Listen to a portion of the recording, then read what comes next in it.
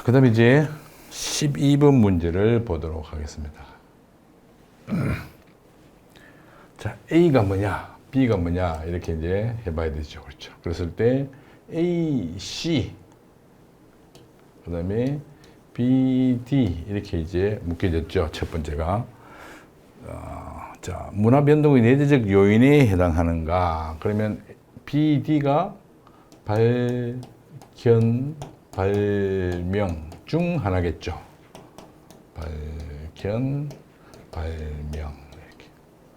그럼 AC는 이제 직접 전파냐, 자극 전파냐. 이렇게. 직접 자극, 직접 자극 이렇게 됐을 경우에 존재하지 않았던 것을 새롭게 만들어내는가. 예, A가 존재하지 않았던 거, 그 다음에 D가 존재하지 않았던 거. 그러면 존재하지 않았던 것은 발명이죠. 그럼 이거는 이렇게 되는 거죠. 그 다음에 A가 존재하지 않았던 거 만들어내는 거니까 직접 전파는 만들어내는 게 아니죠. 그냥 그대로 전파가 됐으니까. 그래서 이렇게 됩니다. A가 자극 전파가 되고, B는 발견, C는 직접 전파, D는 발명, 이렇게 되는 거죠. 난민을 유입된 타국 사람들이 고유한 놀이를 자국 국민들이 배우게 돼 즐기게 된 것은 이건 직접 전파에 해당되는 설명입니다. 자, 직접 전파는 C죠. 그러니까 틀렸죠. 자국의 전통 음료에 전통 식재료를 가미하여 새로운 음료를 만든 사례. 자, 요거 착각하지 말아야 됩니다. 이게 우리가 자국의 전통 이렇게 했기 때문에 얘는 발명으로 처리되어야 됩니다. 왜 자극 전파가 아니냐면, 자극 전파는 문화 전파 과정을 통해서 받아들이고 거기에 충격을 받아서 발명이 이루어지는 것, 이게 자극 전파죠. 그렇기 때문에 자국의 전통 음료에 전통 식재료를 가미했다, 이것은 발명이라는 거죠. 그 다음에 그래서 B, 발견, 그러니까 틀렸죠. 그 다음에 외국에서 유행하는 새로운 춤이 인터넷을 통해 자국으로 확산된 사례는, 인터넷을 통해서 이러면은 간접 전파가 되는 거죠. 그렇죠? 그 다음에 D로 나타난 D, 발명으로 나타난 문화 요소가 C로 인해서, 발명으로 나타난 문화 요소가 C, 직접 전파로 인해서 B를 발생시킨다. 이게 말 안 되는 얘기죠. 그렇죠? 이건 정말 말 안 돼. 무슨 말인지 나도 모르겠어요.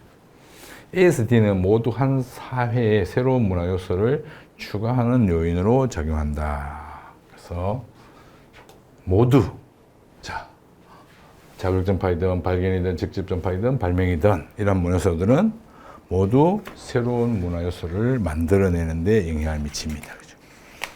그래서 맞는 선지입니다. 자, 그래서 이제 문화 변동에 대해서 내부적 요인, 발견, 발명, 이렇게.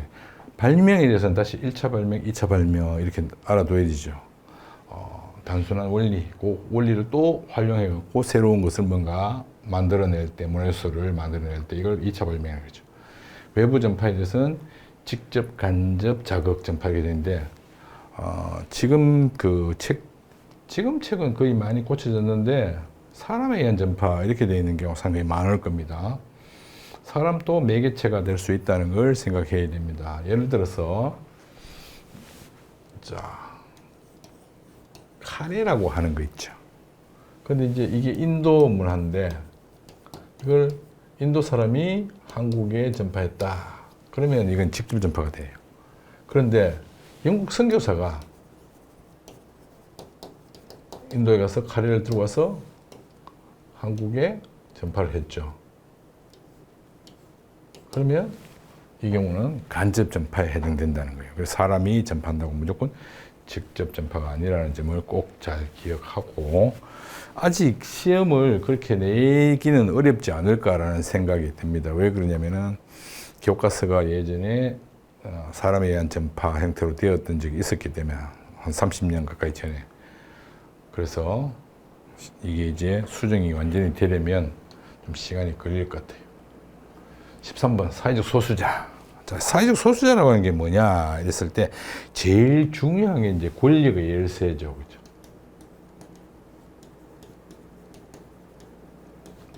이게 핵심입니다. 그 다음에 이제 신체적 문화적 특성으로 인해서 구분되는 거죠. 그죠? 식별 가능성이라고.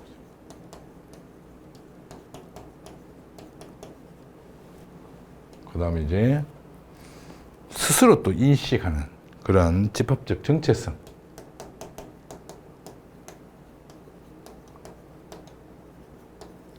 그 다음에 차별 대우를 받는 거. 이거 당연한 거겠지만. 그래서 답은 이제 별로 어려운 문제 아닙니다. 그죠? 3번이죠. C는 이제 혼혈인으로 피부색이 다르다는 이유로 차별을 받았고, D는 사고로 이렇게 되죠. 그래서 C와 D는 서로 다릅니다. 그죠? 자, 요거 잘 알아두는 것이 굉장히 중요한 문제입니다. 그죠? 그 다음에 14번. 관점. 자, 이제 기능론이냐, 갈등론이냐, 상징적 상호작용론이냐, 이렇게. 결속력을 높이고, 사회를 안정을 유지하는, 그럼 이제 갑은, 이게 기능론이구나, 이렇게. 처리가 끝나야 되죠. 그죠? 그 다음에 이제, 의뢰의 절차와 제목은 비슷하지만, 사회적 맥락에 따라 다르게 의미를 해석한다. 그러니까 얘는 상징적 상호작용론.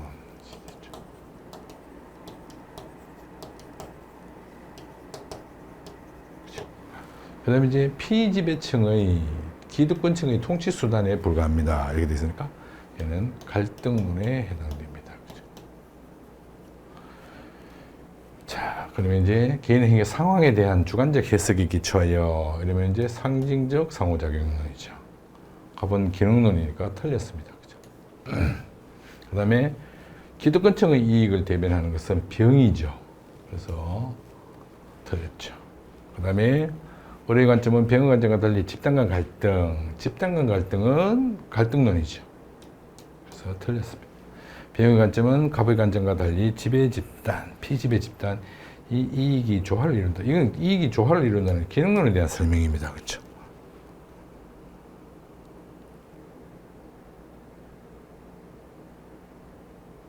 여기 이익을 대변한다는 논리로 활용될 수 있다. 이게 기능론의 한계죠. 문제점, 비판이죠.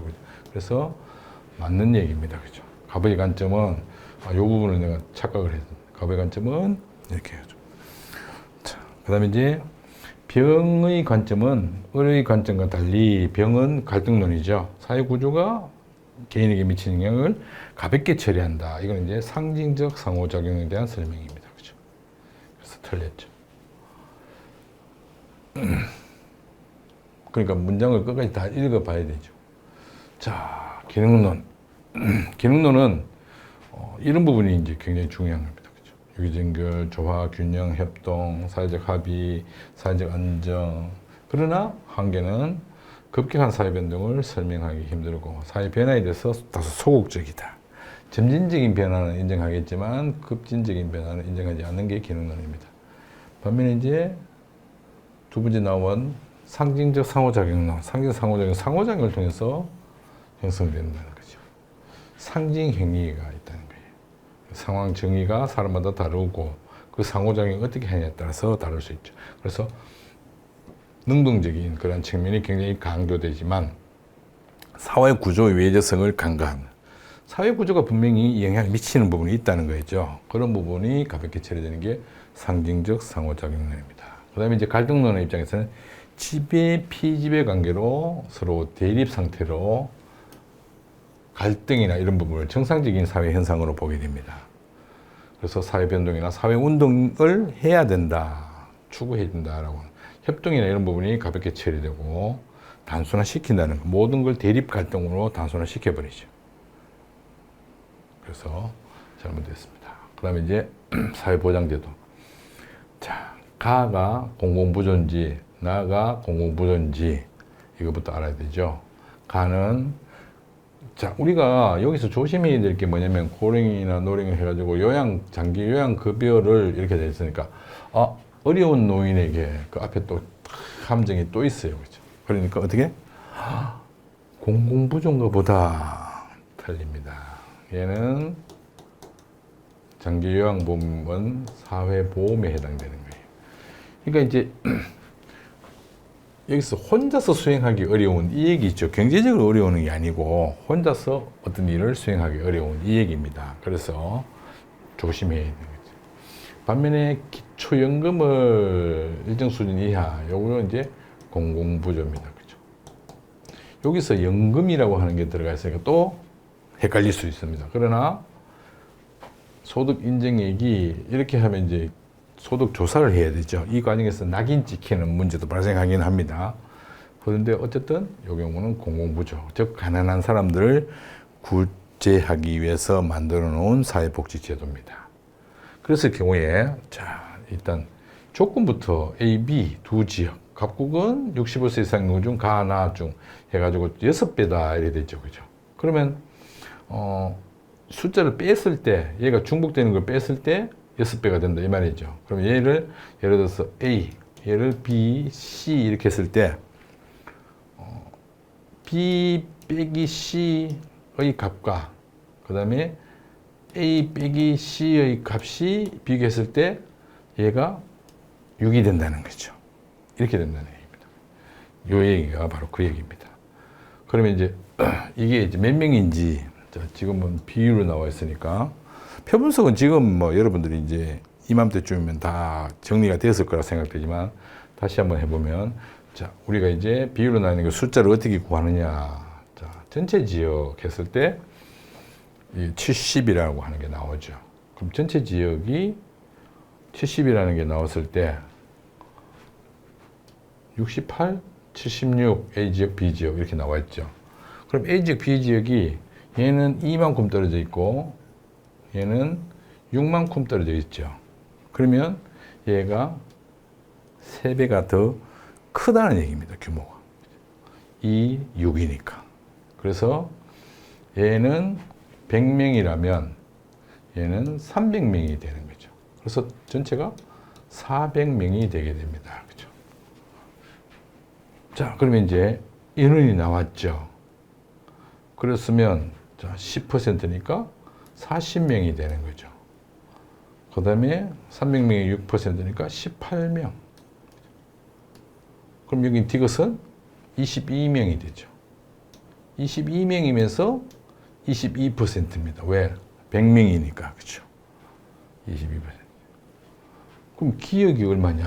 아까 여기서 6배가 되니까 여기가 70이니까 400명의 70%가 280명이죠. 자, 280명 빼기 40명 했을 때 여기에 몇 명이 들어가야 6배가 되느냐 이 말이죠. 그렇죠? 그러면 80명이 들어가면 어떻게 되는지 한번 봅시다. 80명이 들어가면 수학적으로 이게 계산하는 방식이 있죠. 그랬을 경우 여기 40명이 남고 여기 240명이 남으니까 6, 4, 24, 6배죠. 그렇죠?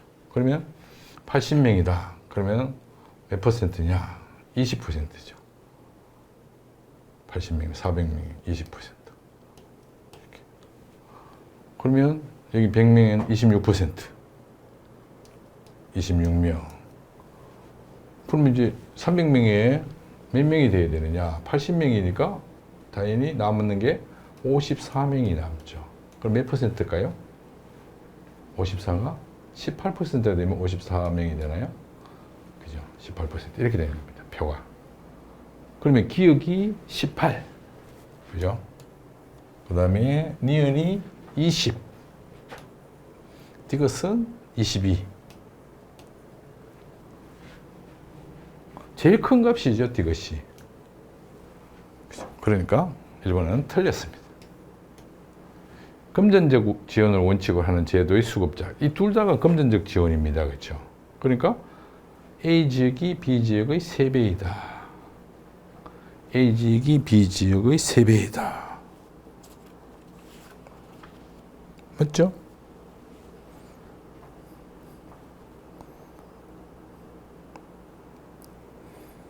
아니고 반대로 B지역이 A지역의 3배이죠. A지역이 100명이고 B지역이 300명이잖아요. 그냥 틀렸죠. 그 다음에 사전 예방적 성격보다 사후 처방적 성격이 강한 이거는 공공부조에 해당되는 겁니다. 그렇죠. 그러니까 공부부지에 해당되는 65세 이상 A지역이 B지역보다 많다. A지역이 76 맞나요? 76 그죠. 그 다음에 B지역은 몇 명이죠? 이게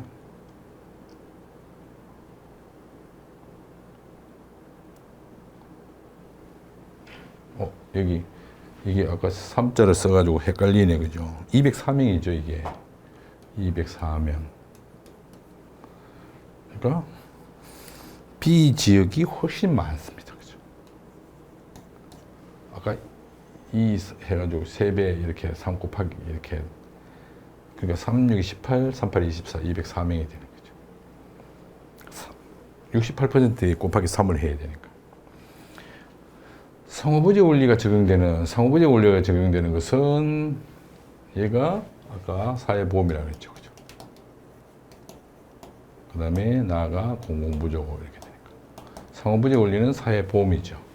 그러는 것은 수급자에만 해당되는 것이 65세 이상 인구는 B지역이 A지역의 3배이다. 자, 이 경우 B가 54명이죠. 그렇죠? 54, B가, 그 다음에 A는 얼마인가요? 표에서 26명. 지금 54, 26명 이렇죠. 그러니까 B가 훨씬 더 많죠. 그래서 틀렸습니다. 그 다음에 각국 전체 지역에서 가나 중복 수급자에 해당하는 65세 이상 인구는 중복 수급자에 해당되는 40명이죠. 40명. 강제가입을 원칙으로 하는 제도 수급자에만 해당되는 강제가입은 사회보험에 해당되는 거죠. 여기서 80에서 다시 이 강제가입 중복자가 40을 빼야 되죠. 그러니까 40명과 그 다음에 이게 강제가입자가 80인데 거기만 해당되는 사람이 중복자를 빼야 되니까 이렇게 그러면 40대 40 이렇게 되는 거죠. 그래서 동일하다. 5번이 정답이 되게 됩니다. 그죠? 표분석 문제는 많이 해봤던 문제라 가지고 이제 계산식이고 여러분 또 수학을 공부하고 있기 때문에 그렇게 어렵지 않죠. 표는 결국 계속 꾸준하게 열심히 하다 보면 좋은 결과가 나올 수밖에 없다는 거예요. 자, 지금 일단 선지부터 먼저 보도록 합시다. 문화 좁은 의미 협비라고 하죠. 그리고 넓은 의미 광이라고 합니다. 그렇죠? 그렇게 했을 경우에 자, 요거를 여기서 이제 요거를 한번 먼저 봅시다. 생활양식의 총체를 가리킬 때는 넓은 의미입니다. 그리고 고급스럽고 세련되고 뭐 이런 부분 이렇게 정의 이렇게 돼 있어요. 그러면 굉장히 헷갈려요. 그렇죠? 그랬을 때 이제 쉽게 할 수 있는 방법이 어떤 문화 이렇게 했을 때 문화자가 뒤에 들어가는 것은 넓은 의미고 뭐 문화인, 문화생활 이렇게 해서 문화자가 앞에 들어가는 것은 좁은 의미라고 보면 되는데 예외가 한 가지가 있어요. 뭐냐면은 예를 들어서 고급 문화라고 하는 걸 보게 되면 문화자가 뒤에 있잖아. 그렇죠? 그런데 고급이라고 하는 것은 수준을 가리키는 겁니다. 그렇죠? 그렇기 때문에 고급은 좁은 의미예요. 그래서 이것만 잘 기억하면 된다. 문화자가 어디 있느냐 요거에 따라서 달라질 수 있다는 거죠. 자, 그렇게 됐을 경우 문화가 뒤에 있죠. 그러면 좁은 의미가 아니라 넓은 의미죠. 축적성, 증가는 반대 현상, 변동성이죠. 변했죠. 문화 속성 중에. 그 다음에 명확한, 아니죠. SNS는 명확하지 않습니다. 그렇죠? 온라인 같은 경우는. 획일화가 심화되었다, 간혹 발생한다, 이 보도에서 이건 심화하고 전혀 관계없는 내용입니다. 그렇죠?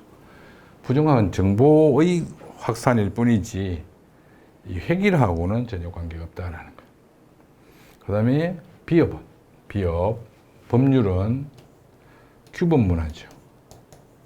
규범은 비물질 문화입니다. 그 다음에 디귿 기술은 물질 문화죠. 그래서 달리 비물질 문화에 해당한다 해서 맞는 선지가 됩니다. 이게 3점으로 되어 있는 것은 아마도 이 부분을 제대로 잘 구분하느냐, 그 다음에 요거를 제대로 잘 구분하느냐, 이런 것들을 이제 확인하는 차원에서 3점으로 배정해 놓은 것 같습니다. 근데 우리는 뭐 다 알고 있으니까 크게 어려운 문제는 아니죠. 그 다음에 이제 문화 이해 태도. 자, A, C와는 달리 B에만 해당되는 특징 하나를 쓰시오. 이렇게 됐죠. 그죠? 그러니까 B에만 해당되는 점수를 받았습니다. 그러면 B는 뭐예요? 문화 사대주의. 정체성을 잃어버릴 수 있다. 문화 사대주의죠. 그 다음에 2번은 0점입니다. 틀렸다는 얘기죠. 문화의 다양성을 보존하는 데 기여한다. B, C와는 달리 A는 이렇게 됐으니까 이건 틀렸다는 얘기. 그러니까 여기가 문화 상대주의. 여기가 자문화 중심주의. 왜 A가 자문화 중심주의냐면 A에만 해당되는 특징을 해놔 이랬는데 문화 다양성, 상대주의에 대한 설명을 적어놨죠. 그러니까 틀렸다. 그러니까 A는 자문화 중심주의죠. 그래서 자, A는 타문화를 수용하는데 적극적이다. 얘는 타문화 수용에 적극적인 것은 문화 사대주의에 대한 설명입니다. 그죠?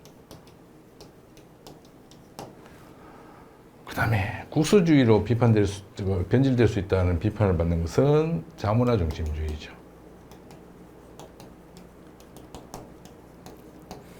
자기 것만 고집하는.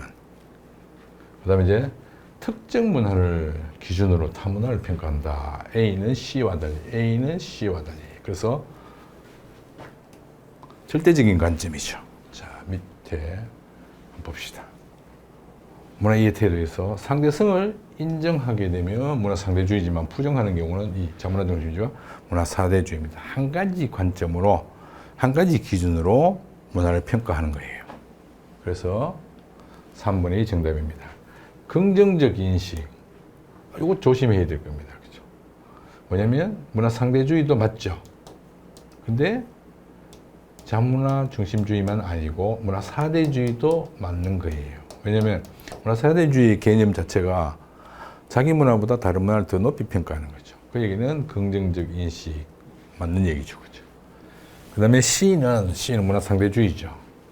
그래서 문화적 마찰, 전혀 관계 없습니다. 마찰은 자문화 중심주의에 해당되는 설명입니다.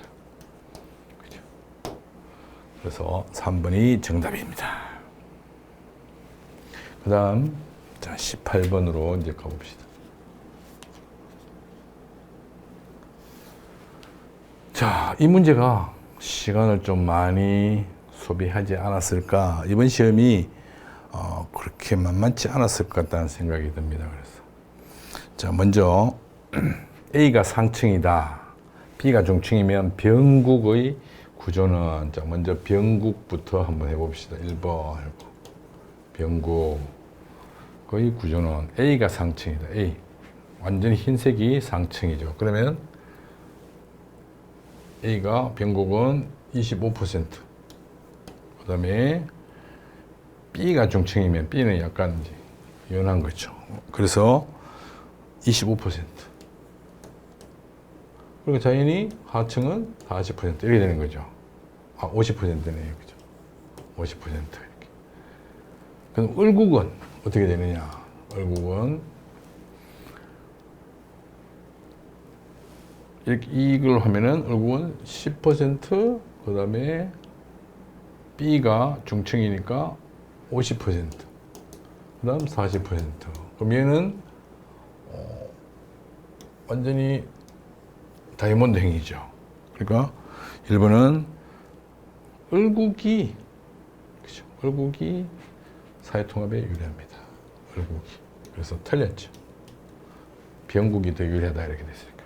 그 다음에 이제 B가 하층이고 2번. B가 하층이고 C가 상층이라면 을국의 계층 구조는 자, 을국 B 50% 하층이다. 그죠? 50%. 여기다 상중하 이렇게 써놓지. 하층이고 C가 상층이라면 C가 40%. 그럼 얘는 뭐예요? 모래시계형이죠. 그죠? 이렇게 모래시계형. 벌써 답이 나왔습니다. 그죠? 양극, 계층 양극화로 이래가지고. 이 모래시계형은 찾기 힘들죠. 그죠? 그래서, 그럼 갑국을 또 보면 알겠죠. 갑국 조사해 봅시다. 자, B가 하층이다. B가 20%. 그 다음에 C가 상층이다. 아, 이게 20% 여기 되어야 되죠. 20% 상층이다. 그럼 50%. 얘는, 다이아몬드입니다. 그죠? 그래서, 갑국은 다이아몬드형. 30, 50, 20 이렇게 나오니까. 그 다음 3번 선지. 답은 나왔지만, 갑국의 계층 구조가 모래시계형이라면, 모래시계형이면 이렇게 되죠. 그죠? 갑국의 경우가 30, 20, 50 이렇게 돼야 되죠. 그러면 얘가 뭐가 돼요? C. 그 다음에 22, B, A. 이렇게 된 거죠. CBA 형태입니다. 그죠? 을국과 병국 모두 을국, 병국 했을 때 중층의 비율. 자, 새까만 게, 자, 40, 50. 그 다음에 약간 중간계통. 50, 25. 그럼 10, 25. 이렇게 되죠. 그러면 을국과 병국 모두 중층의 비율이 가장 작다. 제일 높죠, 을국은. 그죠? 병국은 같아요. 그죠? 하층하고. 그래서 틀렸습니다. 그 다음에 을국의 계층 구조가 피라미드형이라면 4번. 을국의 계층 구조가 피라미드형이면 10, 그 다음에 40, 50 이렇게 돼야 되죠. 병국에서 상층 비율과 중층 비율은 동일하다. 병국 25, 그 다음에 50, 25. 상층과 중층 비율이 동일한 게 상층과 하층 비율이 동일한 거죠. 그죠? 그래서 틀렸습니다. 5번. 병국의 계층 구조가 다이아몬드형 계층 구조이고, 병국의 계층 구조가 다이아몬드형 계층 구조다. 이러면은, 이게, 뭐, 어떻게 되든 모르겠지만, 이렇게 되겠죠. 그죠? 그 다음에 이제, B가 하층이다. B가 하층이다. 그리고 B가 연한색이 하층이면, 이제, 중간색이 하층이죠. 중간색이 하층이면, 을국의 계층 중층 비율은 각국의 상층 비율보다 크다. 을국. 자, 중층 비율, 중층. 이게, 여기가 50이 되죠. 그죠? 맞나요? 하층이 이게 50이 되고, 을국이, 그 다음에 40, 10. 이렇게 되죠. 그 다음에 이제, 갑국의 경우를 한번 봅시다. 갑국의 경우. 그러면 이게 20%가 되고 하층이 그 다음에 30%고 50% 맞나요? 50% 이렇게 되죠.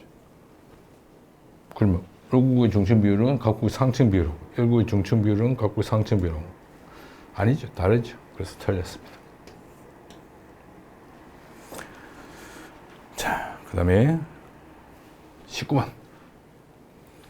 사회 운동에 대해서 이제 시험 문제가 나왔는데 한 문제씩 꼭 나오는 것 같아요, 이제. 그래서 자, 국제구호단체. 자, 요거 지금 기업에서 특정 집단의 이익만을 추구하는 것은 우리가 압력단체라고 합니다. 그죠?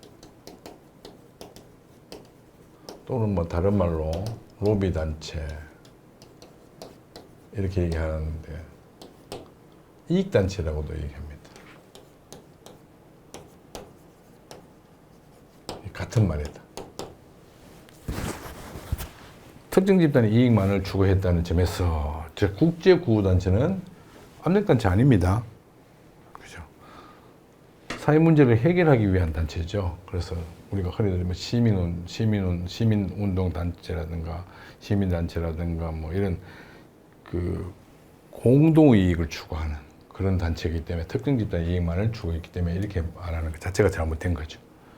그 다음 B는 사회 변화를 계획적으로 진행해야 되는 점에서 자, 이 사회 변화를 계획적으로 아니죠. 이 경우는 지금 뭐예요? 문제 자체가 아니죠. 이게 성적 부진이라고 하는 건 사회 문제가 아닙니다. 사회 문제는 다수의 구성원이 관계되어 있어야 되는데 예전의 교과서에서는 사회 문제에 대한 정의가 나와 있었는데 요즘 교과서는 사회 문제에 대한 정의가 안 나와죠. 그러다 보니까 사회 문제가 뭔지 잘 이해가 안 되는 경우가 생길 수 있는데 이 문제는 조금 그런 부분을 가미하고 있는 것 같아요. 포함하고 있는 것 같아요. 그래서 사회 문제라고 하는 것은 대다수가 불편하게 여기는 이런 부분하고 관련되어 있습니다. 그런데 성적 부진이라는 것은 그 특정한 폐엔들만 해당되는 겁니다. 그래서 관계가 없어요. 그러면 답은 당연히 뚜렷한 목표를 가지고 기후위기를 대처하기 위해서 그죠? 온라인 홍보 활동하고 있다. 사회운동 맞죠? 그 다음에 선거 유세차에서 일시적으로 모였어요. 일시적으로 모였기 때문에 지속적인 작용이 아니죠. 그래서 틀렸습니다. 사회운동이 아니다. 사회운동이 아니다. 이렇게 됐으니까 이게 맞는 얘기죠. 그죠? 그래서 답이 5번이다. 라는 것. 자, 그 다음에 이제 20번. 이거는, 왜 2점으로 해놨는지 이해가 좀 안 되네요. 3점으로 해야 될 것 같은데. 자, 그래서 표부터 먼저 이렇게 만들어야 되는데, 표를 이제 어떻게 만드냐면, 이렇게 해서 줄을 많이 겁니다. 시험 문제는 여백이 그렇게 암만이라고 생각되는데, 굉장히 여백을 많이 필요로 하는 그런 문제였어요. 그래서 여러분들이 상당히 시간이 많이 걸리지 않았을까, 이렇게 생각되는데, 자, 이제 T, 그 다음에 쭉 해서 A, B 이렇게 이제 만들어 놓고 0에서 14세, 15세에서 64세, 65세 이상 이렇게 이제 먼저 만들어 놓습니다. 그죠? 그리고 보니까 표에서 유소년 인구 해가지고 750만 명 이렇게 돼 있죠. 750을 적습니다. 그 다음에 이제 노년 인구 250만 명 이렇게 됐죠. 250만 명 이렇게 돼 있는데 문제 조건에서 뭐냐면은 위에서 보니까 A, B의 결과를 얻었다 해가지고 세 번째 줄에 T년의 부양 인구 15세에서 64세 인구는 전체 인구의 절반이며 T 플러스 100년에도 절반이다 이렇게 돼 있죠. 그러면 이 얘기는 전체 인구의 절반이라는 얘기는 이렇게 합친 거하고 얘하고 같다는 얘기예요. 그래야 절반이 나오니까. 그래서 전체 인구 이렇게 놓게 보면 이게 1000만 명 이렇게 되겠죠. 그러면 전체 인구가 2000만. 그럼 딱 맞아 떨어지죠. 그렇죠. 그래서 이렇게 합니다. 그 다음에 이제 A. 자, 900만 명. 그죠.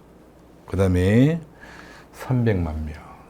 그러면 자연히 여기는 1200만 명. 이렇게 됩니다. 그죠. 그러면 2400만 명. 이거 뭐 더 하고 말고 할 것 없이 이거 2배만 하면 되죠. 그럼 전체 인구가 되니까. 그 다음에 이제 세 번째, 이 B년에는 T년 대비 20% 감소했죠. T년 대비 20% 감소했다. 그러면 600만 명이 됩니다. 20% 증가하면 900만 명이 되는데 20% 감소했으니까. 반면에 이제 노년 인구가 140%나 증가했어요. 그러니까 250만 명에서 140%면 600만 명이 되는 거죠. 그죠? 그러니까 어떻게 해요? 여기는 1200만 명. 이거 뭐 굳이 이렇게 할 필요 없죠. 마찬가지 2400만 명. 이렇게 됩니다. 그죠? 그러면 전체 인구까지 구해서 노년 부양비부터 구해봅시다. 노년 부양비. 자, 노년 부양비는 위에 공식 나와 있는 것처럼 하면은 부양인구분의 노년인구 곱하기 100. 뭐 곱하기 100은 일단 빼더라도 그냥 한번 숫자만 적어봅시다. 1000분의 250이죠. 250만 명 이렇게 되죠. 그 다음에 A 시기에는 1200분의 300만. 그럼 얘랑 값이 같죠? 동일합니다. 그죠? 그 다음에 총부양비. 총부양비 구하는 공식이 위에 부양인구 분의 노년인구, 유소년인구 합하는 거죠. 그죠? 그래서 이거는 뭐 합하고 말고 할 것도 없어요. 1000만이면 여기도 1000만. 왜? 전체 인구 절반이니까. 그러니까 여기도 1200만이면 여기도 1200만. 여기도 마찬가지 동일합니다. 그죠? 그 다음에 유소년 부양비. 유소년 부양비는 공식이 나와 있는 거 보니까 부양인구분의 유소년인구 이렇게 돼 있죠. 그러면 이거는 A와 B만 구해봅시다. 1200분의 900. 이렇게. 그 다음에 이제 1200분의 600. 이렇게. 그죠. 그 다음에 이제 마지막으로 노년인구. 이 선지에 맞춰가지고 지금 이 제목들을 이렇게 해봤어요. 그죠. 해보니까 여기는 A는 2000분의 250 전체 인구 중에 그 다음에 A는 현재고 A는 2400분의 300 2400분의 300 그 다음에 B는 2400분의 600 이렇게 되면 다 풀리죠 이제. 그죠? 자, 그러면 노년 부양비는 A가 현재보다 크다. 노년 부양비는 A가 현재보다 크다. 똑같죠? 그죠? 그러니까 얘는 틀렸습니다. 총 부양비는 B가 현재보다 크다. 총 부양비는 B가 현재보다 크다. 똑같다고 그랬죠. 그죠? 마찬가지 틀렸습니다. 그 다음 유소년 부양비는 A가 B의 2배이다. 유소년 부양비는 A가 B의 2배이다. 아니죠. A가 좀 많기는 많은데 1.5배밖에 안 되죠. 그렇죠. 그래서 틀렸습니다. 2배에 이랬으니까 틀렸습니다. 그 다음에 전체 인구에서 노년 인구에 차지하는 비율은 B가 A의 2배이다. 노년 인구가 차지하는 비율은 전체 인구에서 B가 A의 2배. 맞죠? 300, 600이니까. 그죠? 차지하는 비율이. 그 다음 저출산 고령화. 저출산 고령화는 이게 65세 이상의 인구가 많아지고 그 0에서 14세 인구가 줄어드는 이 경우가 제일 심각한 거죠. 그래서 오히려 B가 훨씬 더 심각하게 됩니다. 그죠? B가 훨씬 더 심각하기 때문에 틀린 겁니다. 그렇죠? 자, 이렇게 해서 이제 우리가 20분까지 문제를 풀어봤는데 지금 어려운 문제들이 몇 문제 나왔죠. 그렇죠? 그래서 시간을 상당히 많이 요구하는 20분 문제 같은 경우는 지금 2점짜리입니다. 그죠? 근데 시간은 엄청 소요되는 겁니다. 표를 만들려면. 그래서 여러분들이 좀 아마 고생을 많이 했을 것 같은데 연습을 꾸준하게 하면 이런 것도 그렇게 뭐 어려운 문제는 아니죠. 복잡한 게 아니기 때문에 한번 메모를 잘 해놓으면 충분히 풀 수 있으리라 생각합니다. 그래서 이런 문제 풀 때는 반드시 옆에 여백을 이용해서 이렇게 칸을 만드는 연습을 반드시 해놓고 이 칸을 만들어 놓고 여기 안에 적는 숫자는 연필로 적어야 됩니다. 왜? 그래야지 잘못했다고 생각됐을 때 지우고 이렇게 해야 되는데 이걸 전체적으로 연필로 해놓는다. 그러면 지워버리면 칸도 같이 지워지고 전체적으로 구별해 놓는다. 그러면 지울 수가 없죠. 그러니까 어디 메모할 상황이 못 되는 거예요. 그래서 이런 것도 연습을 좀 해야 됩니다. 문제 푸는 요령이라고 생각할 수 있습니다. 자, 9월달 모의고사까지 풀어봤습니다. 이제 여러분들하고 나하고는 이제 기출문제 풀이를 통해서 계속해서 꾸준하게 만나게 될 겁니다. 내가 여러분들에게 기출문제 푸는 요령을 열심히 가르쳐 줄 테니까 열심히 훈련해서 좋은 결과를 얻을 수 있도록 합시다. 화이팅!